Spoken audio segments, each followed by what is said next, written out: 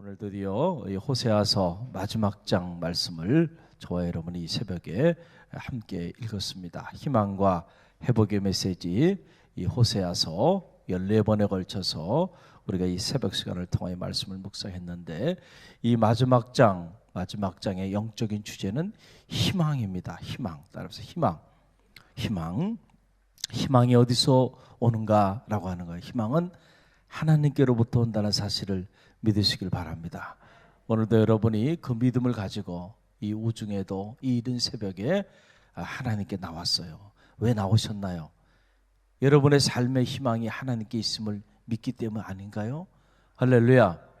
하나님께 소망을 두는 자에게 하나님의 축복의 문은 열리는 거예요. 여러분들이 오늘도 이 믿음을 가지고 흔들리지 마시고 기도하며 나가보세요. 하나님께서 어떻게 여러분의 삶을 축복하시는지 여러분이 증인이 될 줄로 믿습니다. 자, 그런데 이 희망이 모든 사람에게 그냥 막 흘러넘치는 것은 아니고 하나님께 돌아오는 사람들, 할렐루야, 그러한 자들에게 희망의 문이 열린다라고 하는 거예요. 그래서 이 관계라고 하는 것이 중요한데 희망은 하나님과 우리 사이의 관계가 회복될 때 비로소 일어나게 된다. 자, 남편 호세아 그리고 세 자녀를 버리고 다른 남자의 품에 안겼던 고멜, 집을 나갔던 고멜, 그 고멜이 다시 남편의 품으로, 가정의 품으로 돌아올 때 새로운 희망의 역사가 그 가정에 나타나는 것처럼 이제 이 고멜과 같은 이스라엘이 하나님께로 돌아올 때 비로소 회복의 역사가, 희망의 역사가 열리게 된다라고 하는 거예요. 여러분, 중국 사람들이 늘 하는 말이 뭐냐면 관시라고 그래요. 관시가 없이는 아무것도 할 수 없다는 거예요. 중국에서는 관시가 있어야 돼. 네? 이 관시라고 하는 게 바로 뭐냐면 관계예요. 관계. 그러니까 모든 일의 배후에는 관계가 있는 거예요. 관계. 어떤 사람하고의 관계, 그 관계가 잘 돼 있어야지 중국에서 무슨 일을 해더라도 그 일을 할 수 있다는 거예요. 그런데 제가 대학에 있을 때 보니까, 그래서 우리 대학도 이렇게 중국하고 여러 가지 이제 관계를 갖기 위해서 몇 번 시도하다가 그만뒀어요. 그 이유는 왜냐면 중국은 이 관시를 갖기 위해서 뭐를 잘해야 되냐면 술을 잘 먹어야 돼. 술을. 중국 사람들이 술을 얼마나 좋아하는지 그 독주를 어마어마하게 마시는 거예요. 그러니까 모임만 가지면 그냥 술 먹어야 돼. 술 대접을 해야 되고 같이 술을 먹어야 그때부터 비로소 이 관시가 형성이 되는 거예요. 그러니 연세대학은 기독교 학교인데 그렇게 할 수가 없잖아요. 그래서 그리고 그렇게 술 먹는 사람도 없고 그래서 그만 내려놔 버렸어요. 자, 관계가 중요하긴 한데 자, 이런 관계가 중요한 건 아니에요. 할렐루야. 하나님과 우리 사이에 관계가 회복되기 위해서는요, 어떻게 해야 하는가라고 하는 사실이에요. 오늘 이 호세아서 4장은 우리에게 그 사실을 잘 얘기해 주고 있어요. 하나님과 우리 사이의 관계 회복하기 위해서 술 마셔야 하거나 돈이 많아야 하거나 이런 게 아니에요. 그건 세상 사람들이 생각하는 거예요. 하나님과 우리 사이의 관계가 회복되는 거는요, 우리가 술을 잘 먹지 않아도 괜찮아요. 또 우리가 돈이 많지 않아도 괜찮아요. 또 권력이 있지 않아도 괜찮아요. 그런 것들을 가지고 하나님과 우리 사이의 관계가 회복되는 게 아니에요. 바로 우리가 하나님께로 돌아서기만 하면 됩니다. 할렐루야. 돈이 없어도 괜찮아요. 여러분이 많이 배우지 못했어도 괜찮아요. 여러분이 남들처럼 어떤 명예나 권세가 높지 않아도, 그런 권력을 가지고 있지 않아도요, 얼마든지 하나님과 좋은 관계, 깊은 관계, 이 놀라운 관계를 가질 수 있다는 사실을 믿으시길 바랍니다. 할렐루야. 하나님께로 돌아와야 한다. 그래서 우상을 쫓았고 강대국 아수르를 의지했던 그 불의한 삶을 내려놓고 하나님만을 바라보며 하나님께로 돌아오는 것입니다. 그럴 때 관계가 회복되면서 그때부터 희망의 문이 열리기 시작하는 거예요. 삶에. 할렐루야. 내 삶에 희망의 문이 열리지 않고 있다고 한다면 한 번쯤 여러분이 하나님과 여러분 사이의 영적인 관계를 점검해 볼 필요가 있어. 하나님과 여러분 사이의 영적인 관계가 다 단절되어 있는데, 자, 그런 상황에서 여러분의 삶의 희망의 문이 열린다 그러면은, 축복의 문이 열린다 그러면은 여러분은 반드시 육체의 욕망을 따라 살아가게 돼 있어요. 그러면 그런 축복은 여러분에게 정말 축복이 아니고 그게 독이 되고 그게 저주가 된다는 거예요. 하나님과 건강한 관계 속에서 여러분 하나님 주시는 축복을 누려야 그 축복이 하나님을 영화롭게 하고 여러분의 삶도 복되게 하고 여러분의 가정도 하나님의 은혜 안에서 축복을 누리게 되는 거예요. 진정한 의미로. 그렇기 때문에 우리가 하나님의 축복을 받기 전에 가장 먼저 행해야 되는 게 뭐냐면 하나님과 우리 사이에 바른 관계를 정립하는 일입니다. 지금 북왕국 이스라엘, 이 이스라엘에게 희망은 뭡니까? 다른 게 아니에요. 관계가 회복돼야 한다.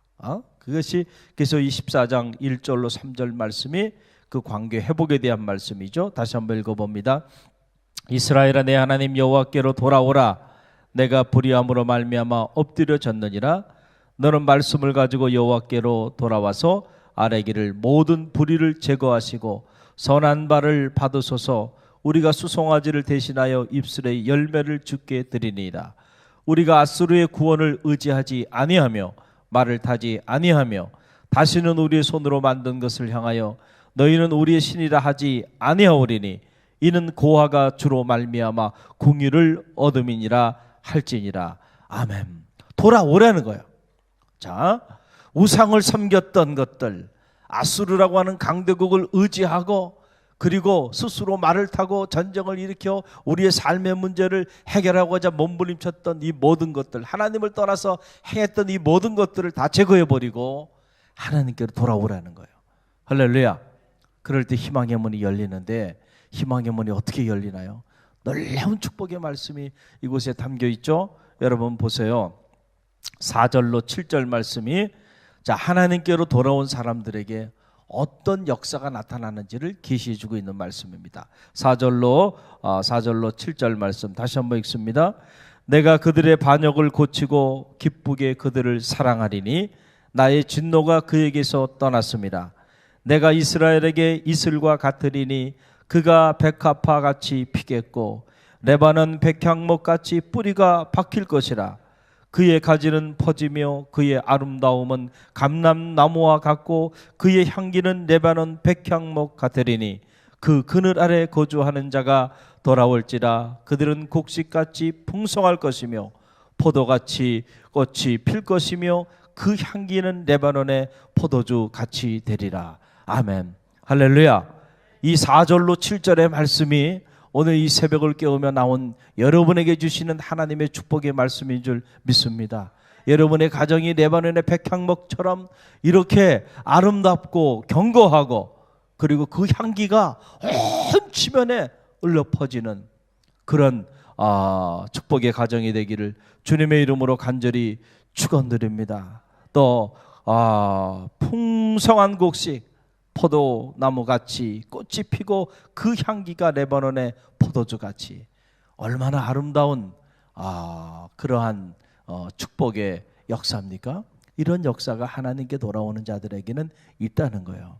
자, 그러니까 회심, 다시 말하면 하나님께로 돌아와라 라고 하는 이 결단을 촉구하는 이 회개의 메시지가, 자, 이 북왕국 이스라엘을 살리는 메시지예요? 죽이는 메시지예요?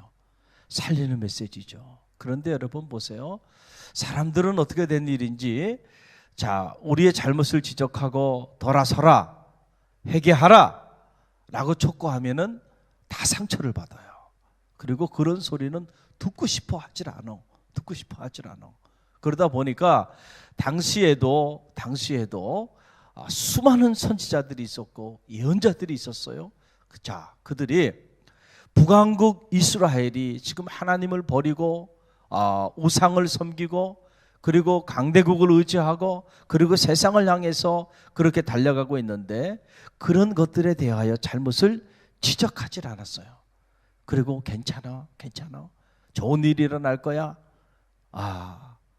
괜찮아 이런 말씀만 선포했다는 거예요. 그러니까 사람들은 그런 이야기를 듣기를 즐겨했어요. 그래서 그런 거짓 예언자들에게는 수많은 사람들이 구름대처럼 모여들었어요. 당시에도. 그러나 누구도 호세아를 좋아하지 않았어요. 왜냐하면 호세아는 당시 이스라엘 백성들을 고멜 같은 여인으로 표현한 거예요.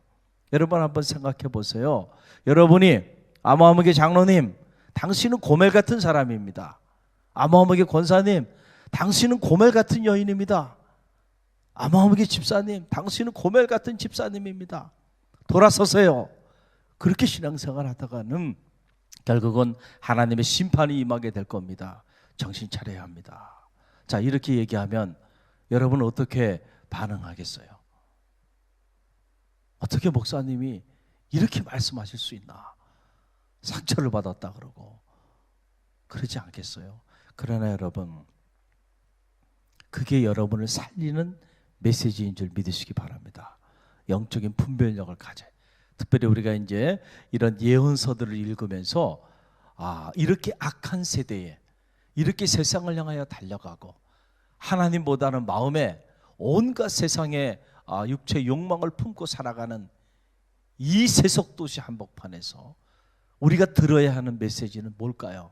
하나님께 돌아서라는 그런 메시지가 아닐까요?